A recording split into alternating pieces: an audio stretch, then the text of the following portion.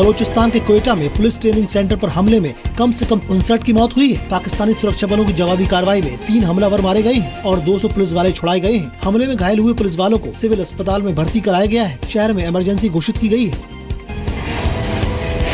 खुद को टाटा सन्स के चेयरमैन पद से हटाने को साइरस मिस्त्री कोर्ट में चुनौती दे सकते हैं। सोमवार को साइरस को हटाने के बाद रतन टाटा को 4 महीने के लिए अंतरिम चेयरमैन बनाया गया था। बोर्ड ने नए चेयरमैन की तलाश के लिए एक कमेटी बनाई है। कमेटी में रतन टाटा के अलावा वेणु श्रीनिवासन, अमित चंद्र, रोनेन सेन और लॉर्ड कुमार भट्टाचार्य शामिल हैं। इस बीच रतन टाटा ने प्रधानमंत्री नरेंद्र मोदी को चिट्ठी लिखकर टाटा ग्रुप में हुए इस बड़े बदलाव की सूचना दी है।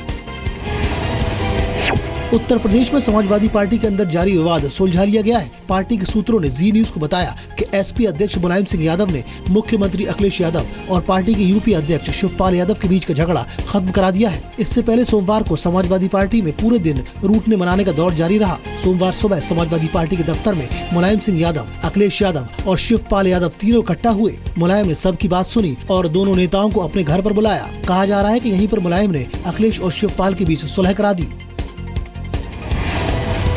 आतंकवाद पर पाकिस्तान की बेशर्मी फिर उजागर हुई है। भारत में पाकिस्तान के उच्चायुक्त अब्दुल बासित ने कहा है कि लश्कर और जैश ए मोहम्मद के आतंकियों की खुलेआम बयानबाजी पाकिस्तानी लोकतंत्र की खासियत है। Individuals do have views that reflects the strength of our democracy, that people they do raise questions and express their views. So I do not find anything out of the ordinary here. पाक उच्चायुक्त ने एक सवाल के जवाब में ये भी कहा कि अंडरवर्ल्ड डॉन दाऊद इब्राहिम पाकिस्तान में नहीं है। प्रधानमंत्री नरेंद्र मोदी ने मुस्लिम समाज में 3 तलाक के मुद्दे पर पहली बार अपनी राय जाहिर की है। पीएम ने 3 तलाक का विरोध करते हुए कहा कि इस मुद्दे को सांप्रदायिक रंग नहीं दिया जाना चाहिए। माताओं बहनों पर कोई अन्याय नहीं होना चाहिए, संप्रदाय के आधार पर भेदभाव नहीं होना चाहिए। अगर टीवी डिबेट करते हो, मीडिया में चर्चा करते हो, उसको हिंदू मुसलमान का मुद्दा मत बनाइए। केंद्र सरकार ने सुप्रीम कोर्ट में हलफनामा देकर 3 तलाक का विरोध किया है। अमेरिकी राजदूत रिचर्ड वर्मा की अरुणाचल यात्रा को लेकर चीन की आपत्ति को भारत ने खारिज कर दिया है। भारत ने कहा है कि रिचर्ड वर्मा के अरुणाचल प्रदेश जाने में कुछ भी नया नहीं है। फेस्टिवल अटेंड करने गया, वो कोई राजनीतिक वहाँ मुद्दा लेकर के नहीं गए। 22 अक्टूबर को रिचर्ड वर्मा अरुणाचल सरकार के निमंत्रण पर तवांग फेस्टिवल में हिस्सा लेने गए थे। चीन के विदेश मंत्रालय ने इसे भारत और चीन के सीमा विवाद में अमेरिकी दखल बताया था।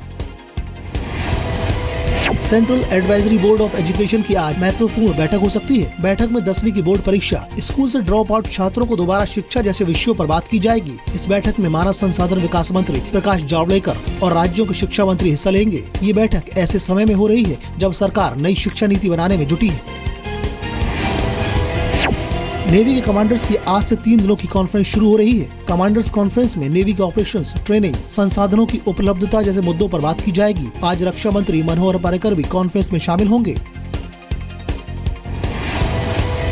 ब्राजील का एयरक्राफ्ट मैन्युफैक्चरर एम्ब्रायर भारत समेत कई देशों में घूस से रक्षा सौदे हासिल करने के लिए अमेरिका को 2050 लाख अमेरिकी डॉलर का जुर्माना चुकाएगा। 2009 में एम्ब्रायर के अमेरिकी सब्सिडियरी ने भारत में एयरफोर्स के लिए 3 AWAC मिलिट्री एयरक्राफ्ट की खरीद के लिए 97.6 लाख अमेरिकी डॉलर की घूस दी थी। इस सिलसिले में भारत में CBI FIR दर्ज कर जांच कर रही है। एम्ब्रायर ने भारत के अलावा डोमिनिकन रिपब्लिक, सऊदी अरब और मोजाम्बिक में रिश्वत दी थी।